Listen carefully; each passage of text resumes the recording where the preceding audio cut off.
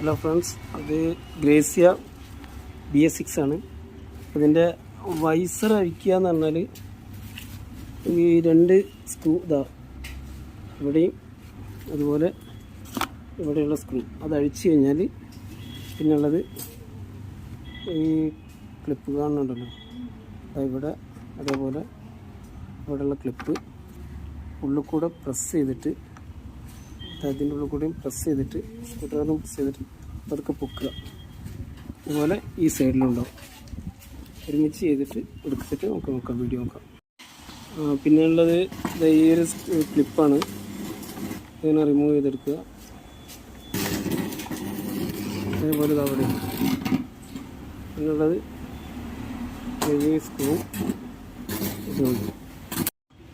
പിന്നെ ഇത് ഈ ബോഡി അവിടുന്ന് റിമൂവ് ചെയ്ത് കഴിഞ്ഞാൽ ഇവിടെ ഇവിടെ രണ്ട് സ്ക്രൂ ഉണ്ട്, അതും കൂടെ നമുക്ക് എടുക്കണം. എന്നാലേ